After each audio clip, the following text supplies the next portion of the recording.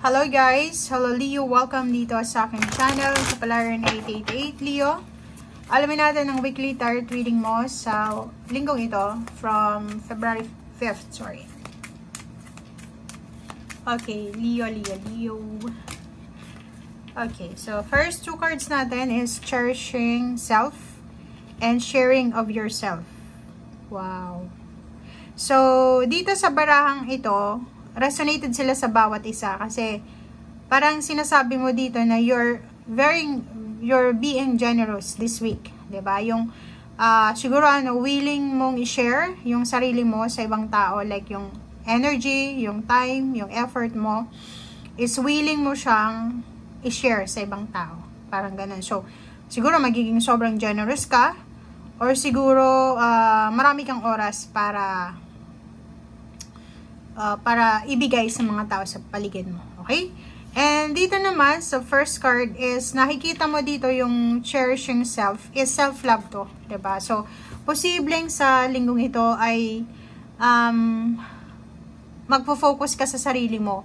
Siguro, mag-spend time ka alone, like yung iba, mag-shopping, kung may ibang shopping, mag-enjoy, siguro, bibili siya ng regalo para sa sarili niya.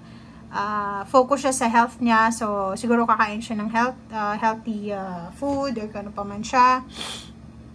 And yung iba din sa inyo dito is nakafocus kayo sa diet nyo. Diet, exercise, mental health, physical health, or kung ano pa man siya. So, comment down below if ito yung parang minamanifest mo. Siguro few months ka ng gusto mong gawin to pero hindi mo pa siya nasusubukan. So, nakapag-desisyon ka na siguro it's time na para alagaan ko ang sarili ko.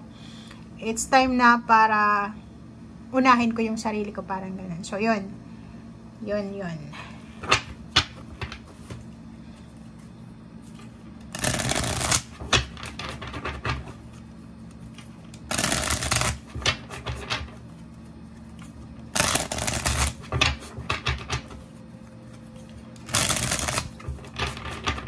Okay, Leo.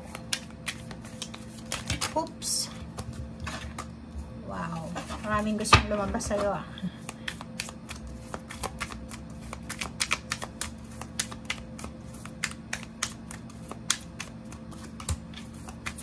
ang galing na to. Okay guys, so first two cards sa second deck natin is napakaganda. Kasi ang 9 of Earth na to is 9 of Pentacles. And 6 of Fire is success, recognition, reclaiming of your power. Diba? Victory and success, recognition, awards, rewards, or ano pa man. Siguro sa linggong ito, may iba sa inyo dito na siguro nakahawa kayo for, siguro last week nakatanggap kayo ng maraming pera, lump sum. Pwedeng ito ay kung ikaw ay small businessman or businesswoman. Or pwedeng, ano man yung trabaho mo, empleyado, umutang sa bangko, nag-loan sa bangko, nag-loan sa mga lending companies. Nakikita natin dito na, or pwedeng nadagdagan yung sweldo mo. If ever man, pwedeng may tumaas ng rango, tumaas ang posisyon, tumaas yung sweldo, pwedeng nakatanggap ng recognition, or pwedeng pinuri. Maraming pumupuri sa'yo, pinupuri ka na, ang galing ni Leo, ang galing niya, mabuti siyang tao, magaling siya sa trabaho, magaling makasama, ganito, ganyan, bla bla bla. So, dito, sinasabi ng barahan na sobrang masaya ka, 'di ba? Sa linggong ito, sobrang masaya ka, kasi feeling mo, contented ka sa kung ano man ito na meron ka. Lalo na kung yung iba sa inyo dyan is nakatanggap ng bonus, or kung ano man to, mga bonuses or pwedeng mga additional income, unexpected income, regalo, yun ang regalo. 5 pa lang kasi, 5, 6, 7, 8, 9, 10, 11, 11 pa lang, so hindi pa Valentine's Day. So, pwedeng ang perang ito na matatanggap mo or natanggap mo na is from hard work. Pwedeng, yun nga, nag-loan ka sa bangko or posibleng inheritance, or kung ano man to na 9 of Pentacles. Ang 9 of Pentacles kasi is financial achievements mo yan diba? Trinabaho mo yan or tatrabahuhin mo pa lang or bayad yan in advance. Okay? So, nakikita natin dito na may masaya ditong Leo. Sobrang saya. Kasi kontento siya sa hawak niyang pera or kontento siya sa buhay yung financial niya sa linggong ito. Kasi feeling niya, nakuha niya yung tagumpay, nakuha niya kung ano yung ninanais niya sa linggong ito. Okay?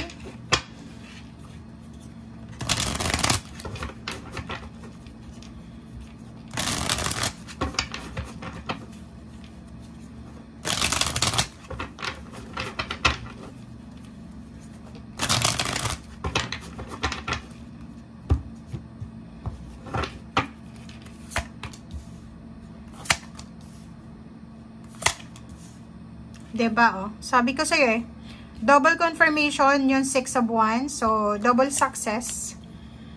Okay. Tapos, mayroon ka pang Chariot. Diba? Ang galing. So, nakikita natin dito, Leo, na sa linggong ito ay sobra kang masaya. Kasi, unang-una, yun na nga ito, double confirmation ng success. Pwedeng tungkol ito sa'yo or sa anak mo. So, pwedeng na-promote ka, tumaas yung sweldo mo, or posibleng tungkol ito sa family members mo, pwedeng sa anak mo, sa asawa mo, sa girlfriend, boyfriend, or family member. So, nakikita natin dito na maraming tao ang pwedeng pumapalakpak sa'yo, maraming tao ang pwedeng, yung pumupuri sa'yo, kinakongratulate ka, okay, na pwedeng magdala sa'yo ng sobrang emotional contentment, emotional freedom, and peace and harmony. Diba? Yung, kasi normally yung mga Leo ganun eh.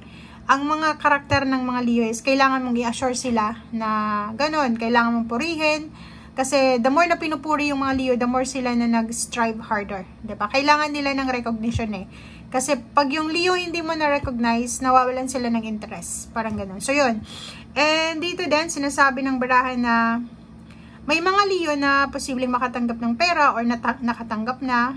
Pero may mga Leo din na namumroblema sa pera. Comment down below.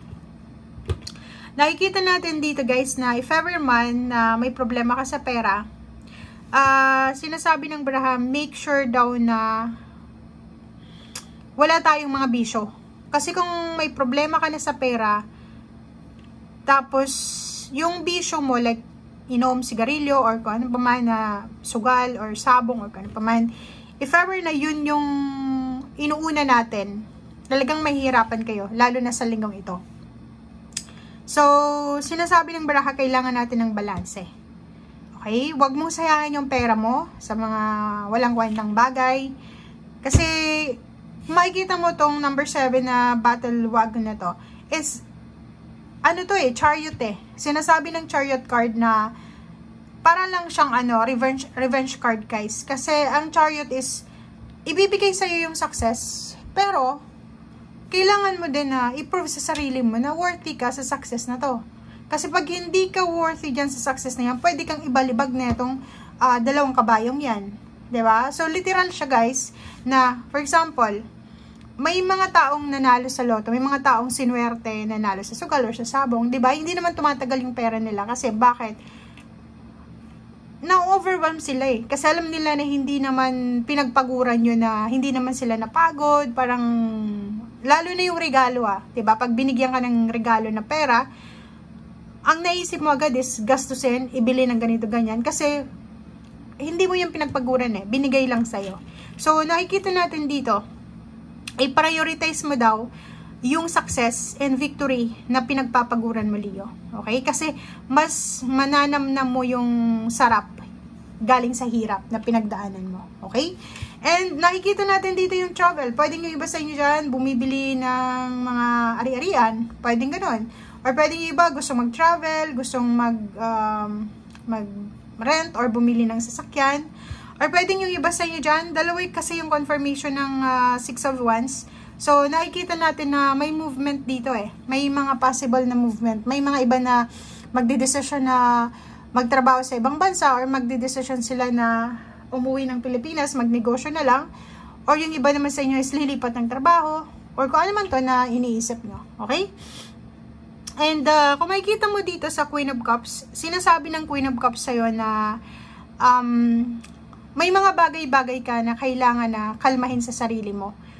'Di ba? Kasi may mga issues ka eh, may mga in denial issues ka. May mga Leo ditong may mga family problems kayo na ini-ignore nyo, na kailangan yung harapin siya. Kasi lalo na kung nasa ganitong age ka na, nasa golden age ka na, like nasa 50, 60, 70, dapat wise ka na eh. Parang, or pwedeng 50 years old, 60, 70, parang ganun.